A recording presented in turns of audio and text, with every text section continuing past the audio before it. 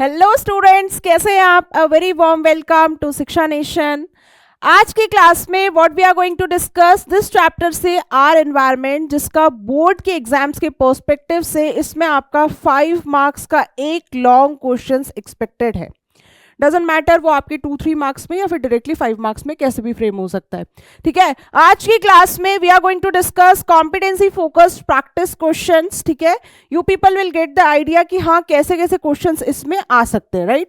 So moving to our first question, the example of natural and man made artificial ecosystem. जब भी मैं पढ़ाती हूँ normally what I use to say कि आप लोग प्लीज एग्जाम्पल्स तो एक बार रिवाइज करो। ठीक है, एग्जाम्पल्स इज इंपॉर्टेंट।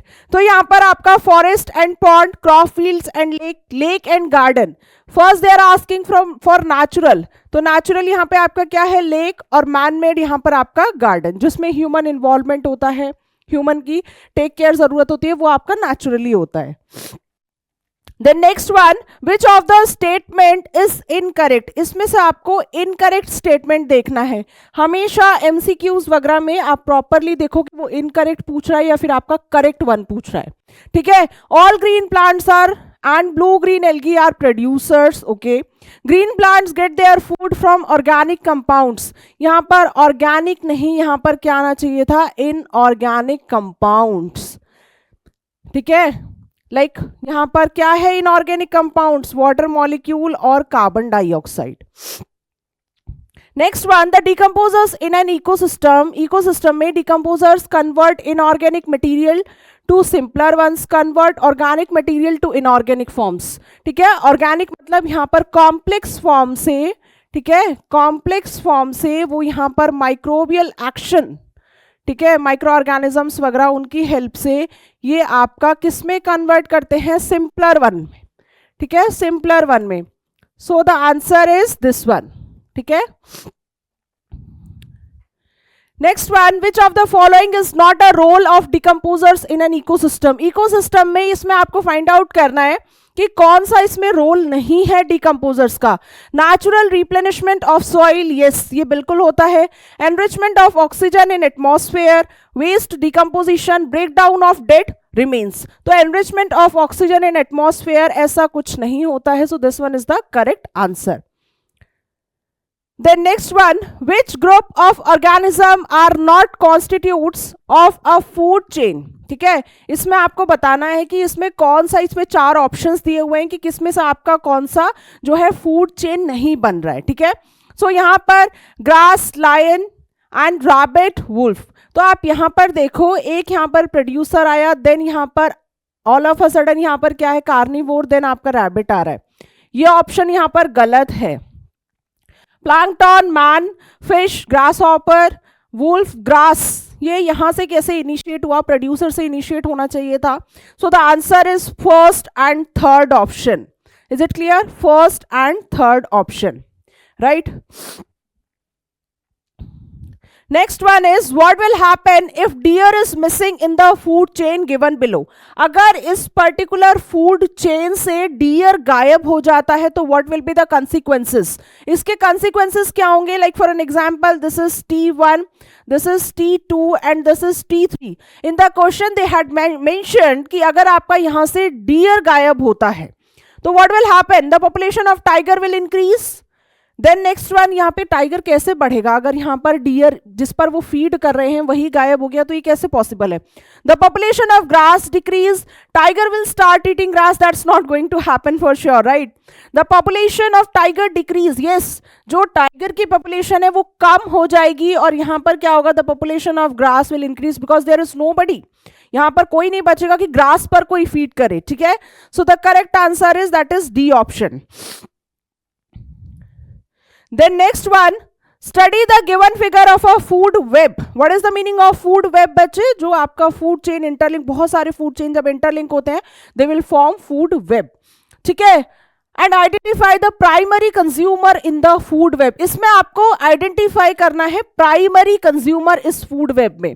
ठीक है, mice and bear, just first ऐसे क्वेश्चंस में जो आपको डायग्राम्स दिया होगा या जो भी फ्लो चार्ट दिया होगा, first try to analyse what exactly it is given, then you will see the options, what are the options given, Then according to the question you will try to eliminate the wrong options, automatically you will get the correct one. ठीक है, तो यहाँ पर mice and bear, rabbit and cat, यहाँ पर माइस और beer, देखो यहाँ पर ये माइस है और आपका यहाँ पर ये बियर प्रेजेंट है. क्वेश्चन में पूछ क्या रहा है, यहाँ पे इसने पूछा है प्राइमरी कंज्यूमर पूछा है.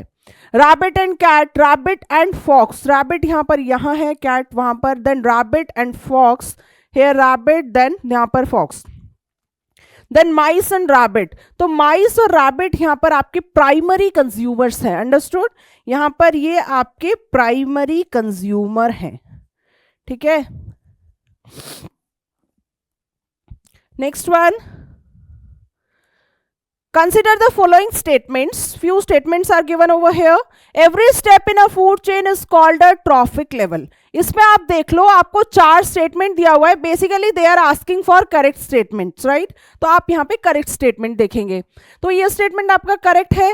Then decomposers convert complex inorganic matter in dead remain form into the simpler substance. ठीक है, यहाँ पर इनऑर्गेनिक नहीं ऑर्गेनिक आना चाहिए था. In a food chain energy level increase from lower trophic level, यहाँ पे इंक्रीज तो नहीं होता. Then linkage between various food chain constitute a food web. So यहाँ पर करेक्ट आंसर क्या है, first and fourth option. So this one is the correct one. ठीक है, because they are asking for correct statement. ठीक है, The following diagram shows different trophic level. Okay, यहाँ पर different trophic level ये यहाँ पर show कर रहा है in an ecosystem. Which of the following correctly represent the third trophic level? Here you need to find out कि इसमें से जो given option है आपके, इसमें से कौन सा third trophic level है. Understood? If I will write over here, अगर मैं यहाँ पर लिखती हूँ, ये आपका मान लीजिए ये आपका producer हो गया. ठीक है, this one is herbivore. Right, this one is carnivore. अब इसमें ऑप्शन मिल जाएगा आप लोगों को, राइट, ऑटोमेटिकली मिल जाएगा ना. तो यहाँ पर आपके टॉप कार्निवोर्स, तो यहाँ पर आपका इन्होंने थर्ड वाला पूछा था, तो थर्ड वाला आपका आंसर कार्निवोर है. ठीक है, in an ecosystem the amount of energy of sunlight captured by green plants.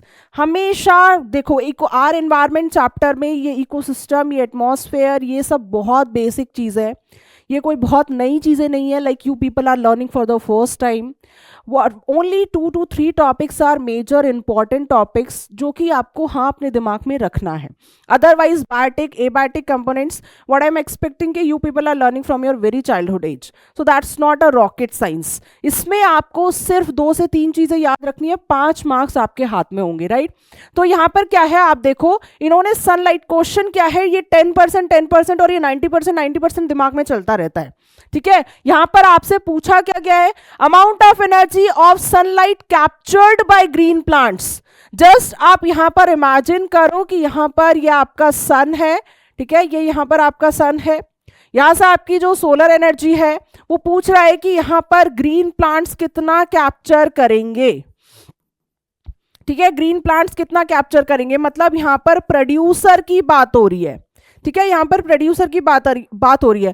Further we are not concern for, चलो ठीक है, नेक्स्ट ट्रॉफिक लेवल आपका मान लेते हैं हर्बीवोर होगा. ठीक है, ये आपके प्राइमरी कंज्यूमर हो गए. बट इस क्वेश्चन में सिर्फ यहां से यहां तक की बात हो रही है. तो बच्चे हमेशा सनलाइट कितनी भी परसेंटेज आए आपके प्लैनेट में, कितना भी आए, बट जो ग्रीन प्लांट्स हैं वो आपका सिर्फ 1% ही यूज करते हैं फोटोसिंथेसिस परफॉर्म करने के लिए. इस चीज को प्लीज याद रखेंगे. Whenever numerical based questions will come, accordingly आपको यहां पर सॉल्व करना पड़ेगा. अगर आप लोग 10% वाला अप्लाई करेंगे, you won't get the answer. Answers फिर गलत आएंगे, और एमसीक्यूज में वैसे आंसर्स बहुत इजीली मिल जाएंगे, गलत भी मिल जाएंगे, राइट. तो यहां पर आपका क्या है, ये आपका 1% है. So the correct answer is that is 1%. Next one, a food chain will be more advantageous in terms of energy if it has. एक फूड चेन आपकी बहुत ज्यादा एडवांटेजेस है in terms of energy if it has. Like for an example, अगर यहां पर 2 trophic level है, बहुत effectively, right, effectively energy transfer होता है. ठीक है, इफेक्टिवली आपका एनर्जी ट्रांसफर होता है. समझ में आ रहा है? यहां पर इसका मतलब क्या है, मान लो यहां पर अगर 500 जूल है तो यहां पर 50 जूल होगा, अंडरस्टूड। लेकिन अगर मैं यहां पर फॉर एन एग्जाम्पल T1 से T2, T2 से T3, T4 एंड T5 इतना ज्यादा बना देती हूं, तो यहां पर मान लीजिए यहां पर आपका 5000 जूल था, यहां पर आपका 500 जूल जाएगा, यहां पर 50, यहां पर 5 और यहां पर आपका 0.5 joule. So can you imagine the difference, क्या डिफरेंस यहां पर आपको दिख रहा है। अगर हम हायर यहां पर इस ट्रॉफिक लेवल की बात करें T1 की, लोअर से जब हायर की तरफ जा रहा है तो इसके पास तो कुछ एनर्जी बची नहीं रही है, 0.5 जा रहा है सिर्फ, राइट। सोचने वाली बात है ना। तो यहां पर आपका T1 और T2 जितनी ज्यादा छोटी फूड चेन होगी उतना ही इफेक्टिवली आपका एनर्जी का ट्रांसफर होगा। Got my point. जितनी लंबी फूड चेन होगी उतना ही आपकी जो एनर्जी का ट्रांसफर, बिकॉज यहां पर हीट एनर्जी के फॉर्म में भी तो वो 90% आपका लॉस हो रहा है, आपके एटमॉस्फेयर में लॉस हो रहा है। मेटाबॉलिक प्रोसेसेस के लिए वो पर्टिकुलर लेवल का ऑर्गेनिज्म भी यूज कर रहा है। सो ऑब्वियसली जब कॉन्स्टेंटली यहाँ पर आपका एनर्जी लॉस होता चला जा रहा है तो आप देखो हायर ट्रॉफिक लेवल पर कितनी कम एनर्जी पहुंचती है, ठीक है। So the correct answer is that is 2 trophic level. Then next one, if a grasshopper is eaten by a frog, ठीक है, अगर मतलब फ्रॉग जो है वो ग्रास हॉपर को खाता है, then the energy transfer will be from, ठीक है। यहाँ पर डिकम्पोजर का कोई सीन नहीं है, प्रोड्यूसर्स तो है ही नहीं यहाँ पे, कौन है producer, primary consumer to secondary consumer, ठीक है, primary consumer to secondary consumer. Then next one, identify the incorrect statement. यहाँ पर आपको इनकरेक्ट स्टेटमेंट बच्चे फाइंड आउट करना है।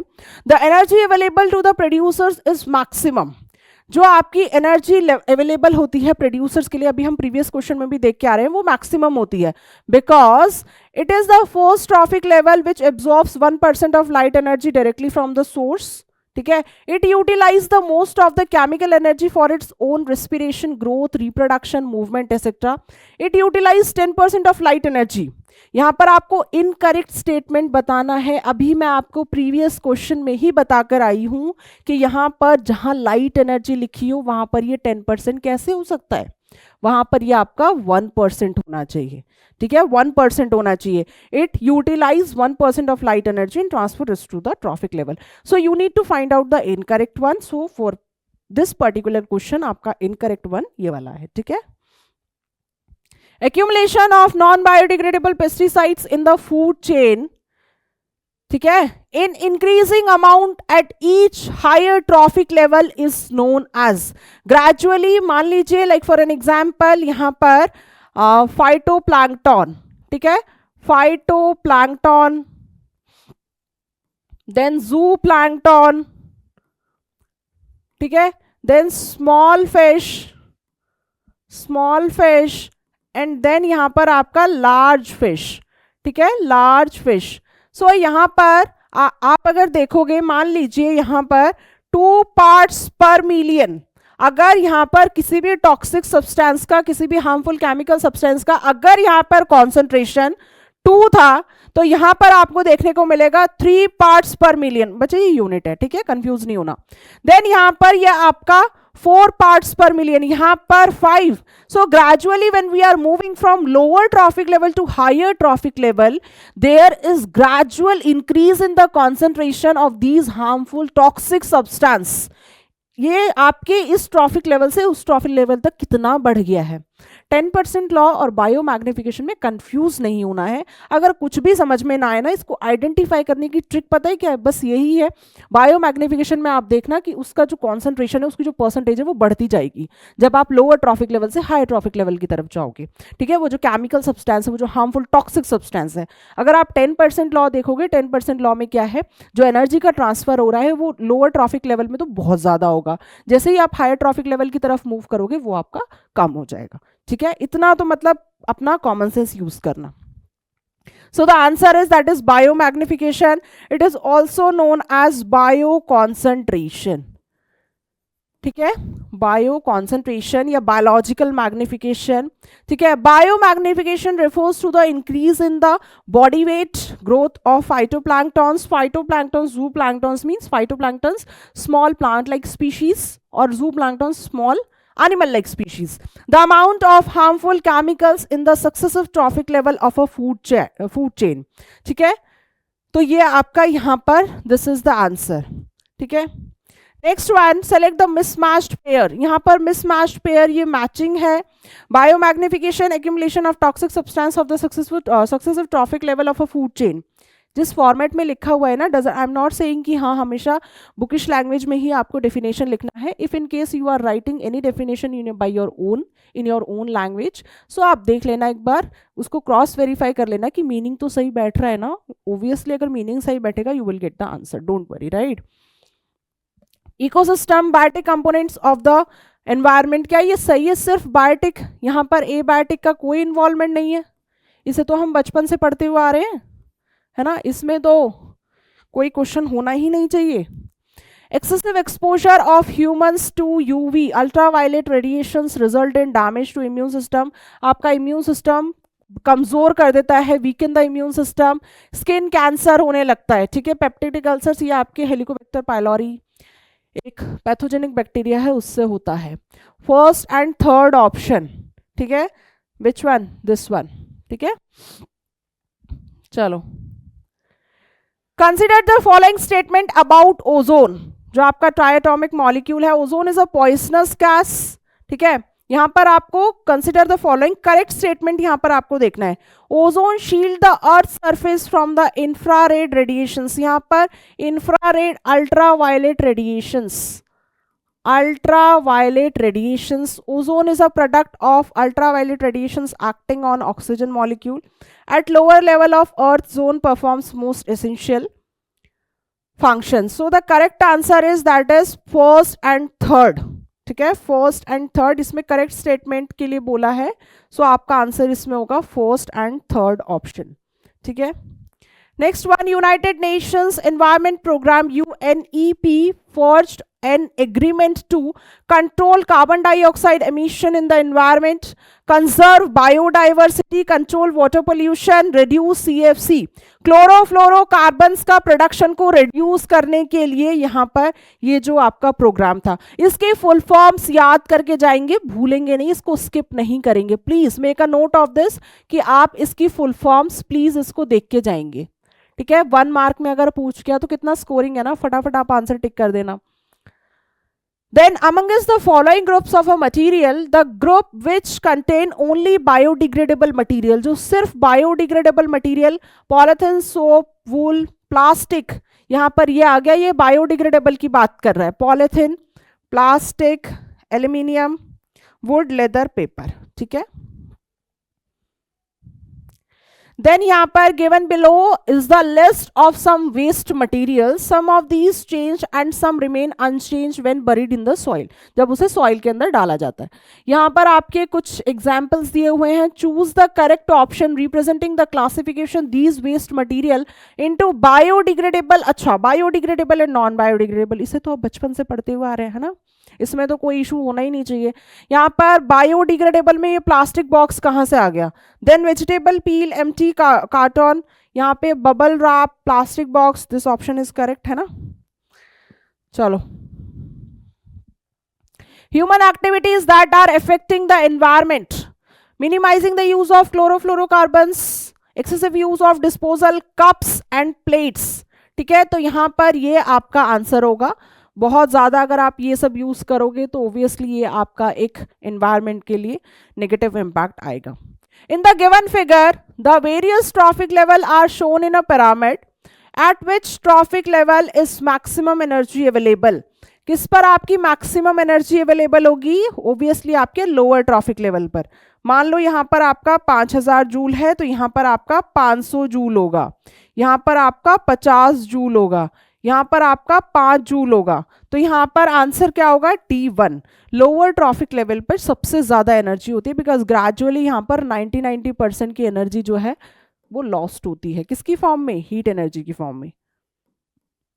ठीक है, और जो आपकी ये 10% जो एनर्जी ट्रांसफर होती है, ठीक है, ये जो आपकी 10% ये किस फॉर्म में ट्रांसफर हो रही है? ये आपकी केमिकल एनर्जी में. ठीक है, केमिकल एनर्जी.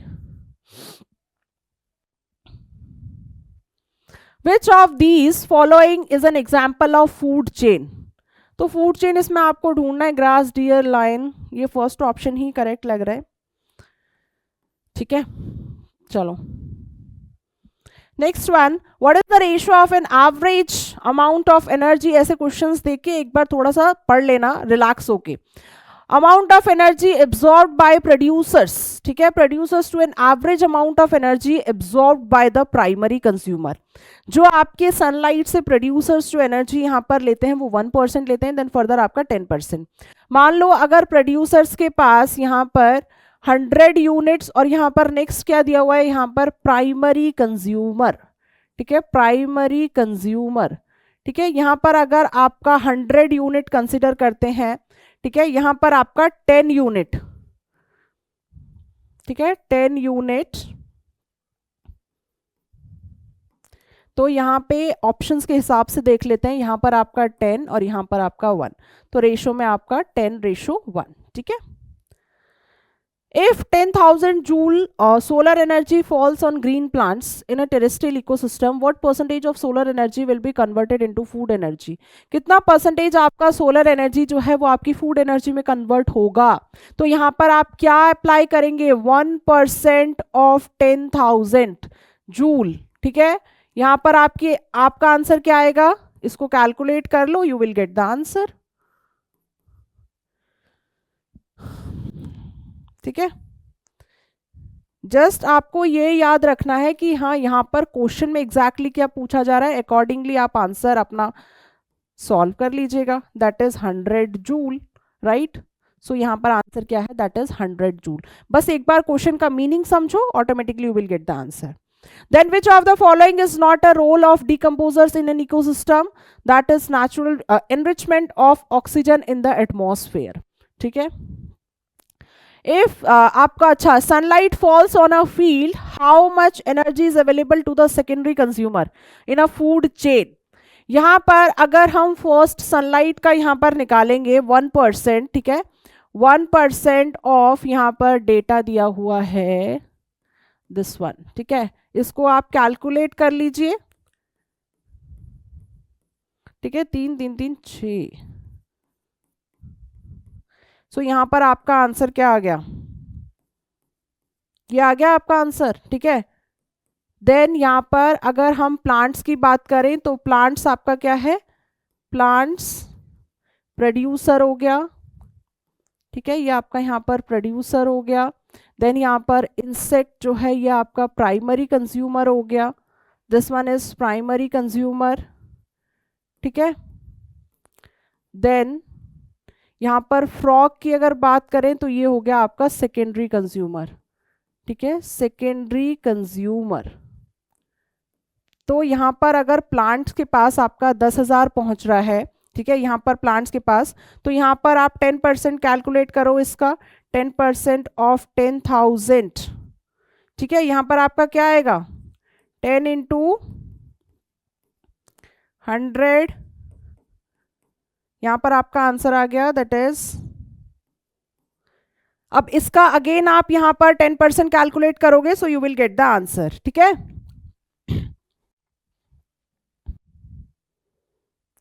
राइट, सो यहाँ पर आपका आंसर क्या आएगा, यहाँ पर अगेन आप 10%, इसका आप 10% यहाँ पर कैलकुलेट कर लो, 10% ऑफ दिस वन, ठीक है, into 100, so answer is 100 joule, ठीक है, दिस वन इज 100 जूल। यहाँ पर आपका क्या है 1%, जैसे ही सनलाइट तो आप 1% कैलकुलेट कीजिएगा, यहाँ पर अलग पेन से लिख देते हैं एक बार, so that you people won't be confused. Plants के पास आपका क्या है, प्लांट्स के पास यहाँ पर 10,000, ठीक है, नेक्स्ट आपका क्या है यहाँ पर 1000, ठीक है, देन आपका यहाँ पर फ्रॉग के पास 100 joule. Is it clear? So the answer is this one. चलो, identify the food chain in which the following organism of a second trophic level are missing. इसमें आपको बताना है कि इस फूड चेन में उस ऑर्गेनिज्म को आइडेंटिफाई करना है जिसमें आपका second trophic level, food chain in which the organism of second trophic level इसमें मिसिंग है, ठीक है। सो यहाँ पर these 4 options are given. So kindly let me know in the comment section. आप लोग मुझे कमेंट सेक्शन में इसका आंसर बताइएगा. Do let me know, right. चलो नेक्स्ट क्लास में today we had discussed competency based questions. इस चैप्टर से होपफुली आप लोगों को आइडिया लग गया होगा. 10% law, biomagnification, 2-3 topics are most important.